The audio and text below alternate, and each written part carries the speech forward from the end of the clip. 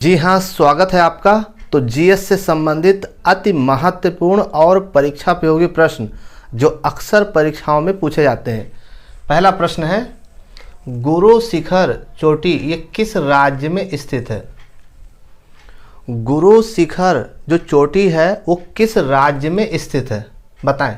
तो सही जवाब क्या हो जाएगा? राजस्थान।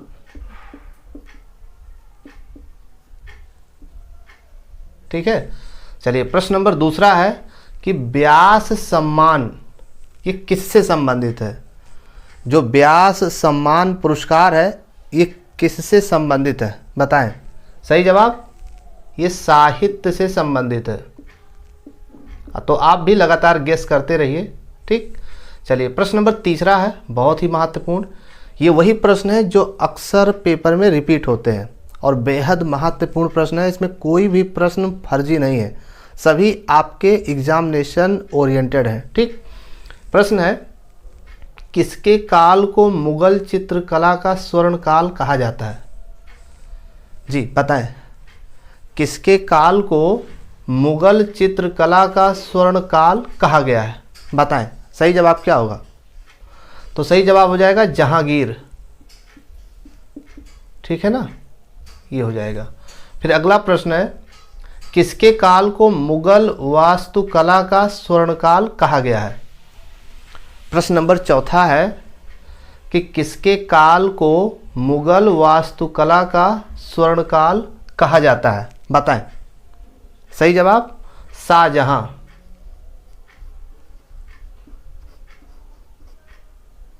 ठीक, बेहद महत्वपूर्ण, अक्सर ये पूछा जाता है प्रश्न, तो इसका कॉन्सेप्ट जरूर क्लियर करें क्योंकि जहांगीर और शाहजहां में लोग कंफ्यूज हो जाते हैं। ठीक है, चलिए प्रश्न नंबर पांचवा है, प्रथम विश्व युद्ध कब हुआ था? प्रथम विश्व युद्ध किस सन में हुआ था? ये भी क्वेश्चन बार बार पूछा जाता है, हम लोग कई बार पढ़ते हैं भूल जाते हैं। सही जवाब 1914। ठीक है, अगर आपकी तैयारी पूरी हो चुकी है तो अभ्यास करिए, क्योंकि पेपर में होता क्या है कि अभ्यास की कमी से बहुत से प्रश्न गलत हो जाते हैं। ज्ञान की कमी से कम, लेकिन अभ्यास की कमी से ज़्यादा क्वेश्चन गलत होता है पेपर में, तो इसलिए अभ्यास भी करते रहिए। चलिए ठीक है, प्रश्न नंबर 6 देखिएगा, अंतरिक्ष में जाने वाले प्रथम भारतीय कौन थे, बताएं। अंतरिक्ष में जाने वाले प्रथम भारतीय, सही जवाब राकेश शर्मा। ठीक है ना, देखिए अब इसमें ये मत कहिए कि ऑप्शन होता तो बता ले जाते, ठीक है ना, या पूरी दुनिया पलट देते। आपने कई बार ऐसे पेपर दिया है जिसमें ऑप्शन आपको मिला है, कुछ नहीं बदला, इसलिए कॉन्सेप्ट क्लियर करने की कोशिश करिए। ऑप्शंस का सहारा छोड़ दीजिए, टू द पॉइंट एकदम याद करने की कोशिश करिए। ठीक है ना, चलिए सातवां प्रश्न देखिएगा, रूस की संसद का नाम क्या है? रूस की संसद का क्या नाम है, बताएं। सही जवाब ड्यूमा। ठीक है ना, ये छोटे छोटे क्वेश्चन आपको बहुत बड़ा बना सकते हैं, एक नंबर से पूरी जिंदगी रुक जाती है, इसलिए अभ्यास करते रहिए। ठीक, प्रश्न नंबर 8वां देखिए क्या है, लोकटक झील कहाँ पर है? ये क्वेश्चन कई बार पूछा जा चुका है, लोकटक झील कहाँ पर है, बताएं। सही जवाब मणिपुर में है। इसमें वही प्रश्न है जो मोस्ट रिपीटेड है। ठीक है ना, देखिए जीएस की बात करें यानी सामान्य अध्ययन की बात करें तो अथाह सागर है, इतना ज़्यादा है ना कि ज़िंदगी छोटी पड़ जाएगी पढ़ते पढ़ते। ठीक, तो हमें और आपको करना क्या है कि उन्हीं महत्वपूर्ण प्रश्नों को पढ़ना है जिससे पेपर निकल जाए, इतना नहीं पढ़ना है कि जिससे ज़िंदगी निकल जाए। ठीक, तो उसके लिए करना क्या होगा, केवल महत्वपूर्ण प्रश्नों पर ही प्रैक्टिस करने की आवश्यकता है। एग्जामिनेशन ओरिएंटेड पॉइंट से ही पढ़िए, नहीं तो ज़िंदगी छोटी पड़ जाएगी। और रिसर्च बहुत ज़्यादा करने की कोशिश ना करें, जितना ज़रूरी है पेपर के लिए बस उतने पढ़े। ठीक है ना, ये ज़्यादा बेहतर होगा। क्या जो नौकरी पा चुका वो हर चीज़ जानता है? नहीं, लेकिन कुछ चीज़ें उसका कॉन्सेप्ट क्लियर है, तो वही मैं कुछ चीज़ें पर डिस्कस करना चाहता हूँ जितने से आपका पेपर निकल जाए। ठीक है, प्रश्न नंबर 9 देखिएगा, अंध महाद्वीप किसे कहते हैं? किस महाद्वीप को अंध महाद्वीप कहते हैं? ये क्वेश्चन कई बार पूछा जा चुका है। किस महाद्वीप को अंध महाद्वीप कहते हैं? सही जवाब क्या होगा? अफ्रीका महाद्वीप, ठीक है ना। तो अफ्रीका महाद्वीप को अंध महाद्वीप कहते हैं, ठीक। ये क्वेश्चन कई बार पूछा जा चुका है, इसलिए मैं भी पूछूंगा। चलिए प्रश्न नंबर 10वां देखिएगा। विश्व की सबसे लंबी पर्वतमाला कौन सी है? बहुत ही महत्वपूर्ण प्रश्न है। विश्व की सबसे लंबी पर्वतमाला का नाम बताना है। सही जवाब एंडीज। अब आप सोच रहे हैं कि ऑप्शंस होता तो मैं सब कुछ सही कर देता, ठीक है ना। क्या पता ऑप्शन आपके सहारे बैठा हो, तो सहारा छोड़ दीजिए, एकदम क्लियर करिए, ठीक। एंडीज पर्वतमाला। प्रश्न नंबर 11 है, बंगाल विभाजन कब और किसके द्वारा हुआ था? बंगाल विभाजन, ये क्वेश्चन बहुत आसान है और बहुत बार पूछा जा चुका है, इसलिए मैं भी इस पर अभ्यास करना चाहूँगा। बंगाल विभाजन कब और किसके द्वारा हुआ था? तो हमें लगता है कि 1905 सबका क्लियर होगा, सबकी जुबान पर होगा, ठीक है ना। सवाल यहाँ पर है किसके द्वारा, तो लॉर्ड कर्जन के द्वारा, ठीक है ना। किसके द्वारा?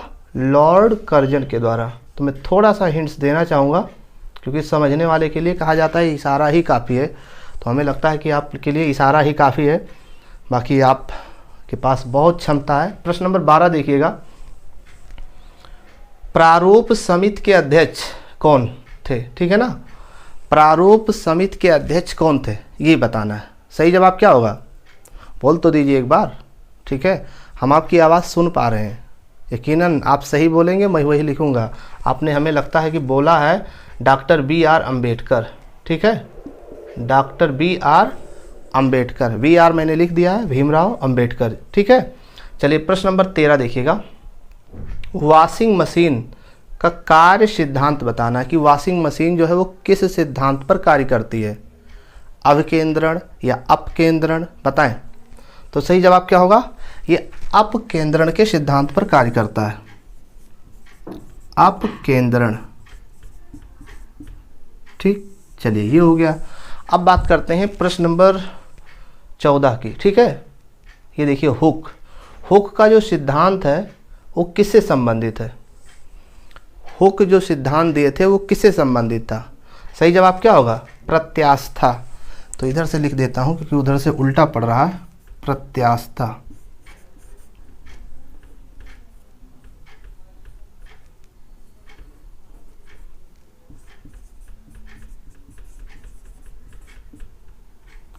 इसको बोलते हैं इलास्टिसिटी, ठीक है, इलास्टिसिटी, ठीक है। चलिए प्रश्न नंबर 15 देखिएगा, ये भी बढ़िया क्वेश्चन है। सूरज पर ऊर्जा का निर्माण होता है किसके द्वारा? जो सूरज पर ऊर्जा का निर्माण होता है वो किसके द्वारा होता है? ये अक्सर क्वेश्चन पूछा जाता है, बिल्कुल तकिया कलाम हो चुका है, पेपर में अक्सर आ जाता है। एक नंबर से आप जानते हैं जिंदगी रुक जाती है। तो सही जवाब क्या होगा? नाभिकीय संलयन,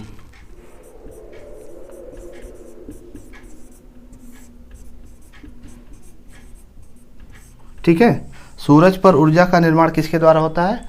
नाभिकीय संलयन के द्वारा होता है, ठीक। चलिए प्रश्न नंबर 16 देखिए क्या है। पृथ्वी का जो प्लायन वेग होता है उसका मान कितना होता है? ये भी अक्सर पूछा जाता है। पृथ्वी के प्लायन वेग का मान कितना होता है बताएं। सही जवाब क्या होगा? चलिए बिल्कुल सही जवाब दे रहे हैं कि 11.2 किलोमीटर प्रति सेकेंड, ध्यान रखना है, राइट। बहुत ही महत्वपूर्ण है, यानी इस वेग से अगर पृथ्वी से कोई भी वस्तु फेंक दिया जाए तो फिर दोबारा पृथ्वी पर नहीं आएगी, ठीक। चलिए प्रश्न नंबर 17 देखिएगा। परम शून्य ताप क्या होता है? परम शून्य ताप का मान कितना होता है, या जिसको अब्सोल्यूट जीरो कहते हैं, ठीक है। या फिर आप कह सकते हैं न्यूनतम संभव ताप, इससे कम कोई ताप संभव नहीं है। कितना होता है? -273 डिग्री सेल्सियस, ठीक है ना। किसी भी वस्तु का ताप इससे कम नहीं हो सकता है, ठीक। यहाँ से ही समझना है। प्रश्न नंबर 18, नालंदा विश्वविद्यालय की स्थापना किसने किया था?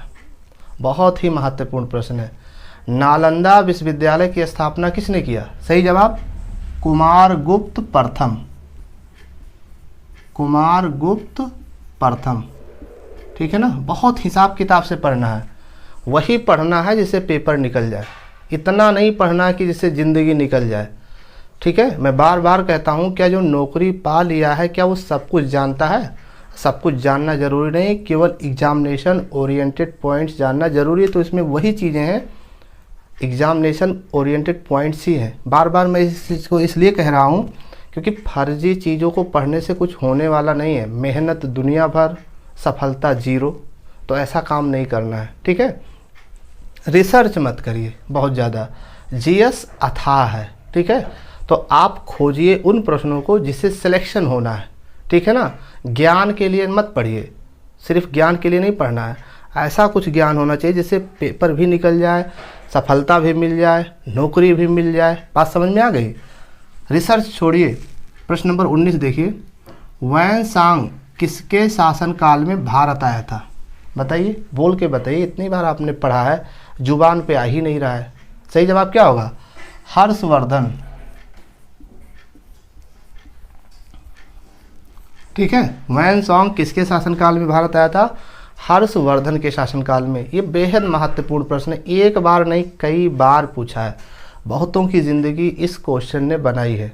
इन सबको याद कर लीजिए, रट लीजिए, कैसे भी कर लीजिए, समझ लीजिए, जैसे भी आपको याद हो पाए, ठीक है ना।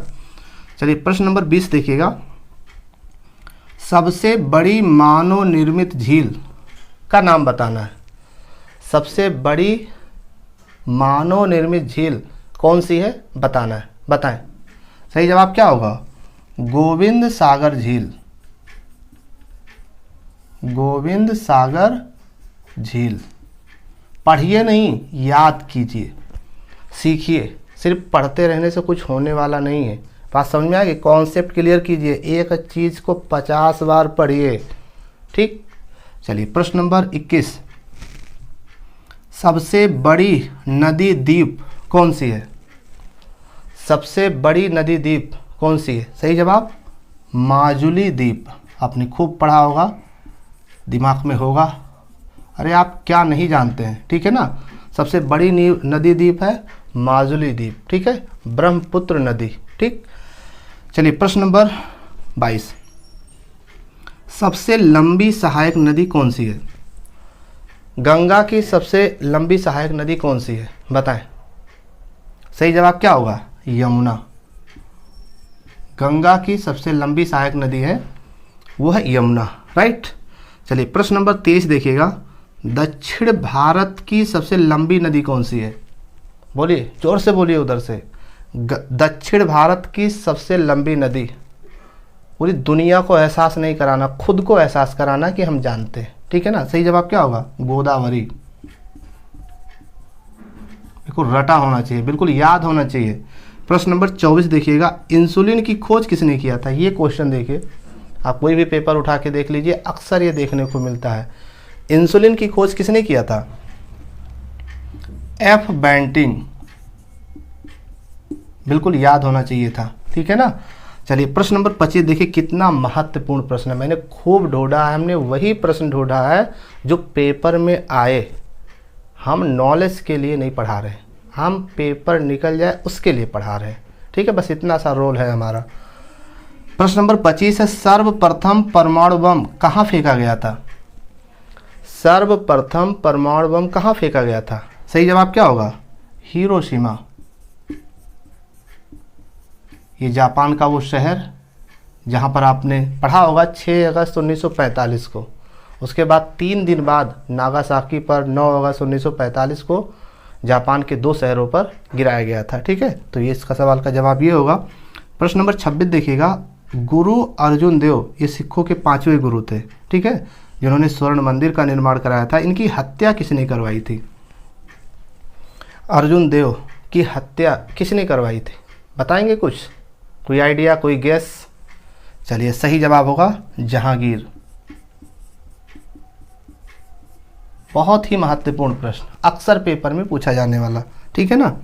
चलिए प्रश्न नंबर 27 देखिएगा, भारत सेवक समाज की स्थापना किसने किया था? भारत सेवक समाज की स्थापना किसने किया था? बहुत ही महत्वपूर्ण प्रश्न। सही जवाब क्या होगा? गोपाल कृष्ण गोखले। गोपाल कृष्ण गोखले। एक समय पर एक काम कीजिए और कॉन्सेप्ट क्लियर करके रखिए, ठीक है ना। कसम खा के पढ़िए कि जो पढ़ेंगे वो पत्थर की लकीर करेंगे, जल्दी सफलता मिल जाएगी। झूठे पढ़ने से कुछ नहीं होने वाला है। ठीक, चलिए प्रश्न नंबर 28, भारत में राष्ट्रीय आय का आकलन किसने किया था? कितना प्यारा क्वेश्चन है। देखिए, भारत में राष्ट्रीय आय का आकलन किसने किया था? कोई आइडिया, कोई गैस? सही जवाब क्या होगा? दादा भाई नौरोजी। तो यहाँ पर हम केवल नौरोजी लिखेंगे क्योंकि आप समझ जाएंगे कि दादा भाई नौरोजी की बात हो रही है। ठीक है, चलिए अगला प्यारा क्वेश्चन, प्रश्न नंबर 29 देखिएगा। खूब पढ़ा है आपने। भोपाल गैस त्रासदी कब हुई थी? क्या बेहद महत्वपूर्ण प्रश्न है, बिल्कुल जुबान पर रटा होना चाहिए। भोपाल गैस त्रासदी कब हुई थी बताएं? सही जवाब 2 दिसंबर 1900 बोलिए भाई 84। ठीक है ना, 83 भी नहीं होगा, क्या होगा? 1984। MIC मिथाइल आइसोसाइनाइड का रिसाव हुआ था। ठीक है, चलिए प्रश्न नंबर 30 देखिएगा और अंतिम प्रश्न है।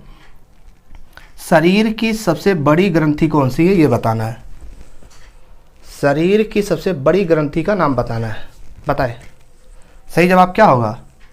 लीवर, या आप यकृत भी कह सकते हो, या फिर आप जिगर भी कह सकते हो।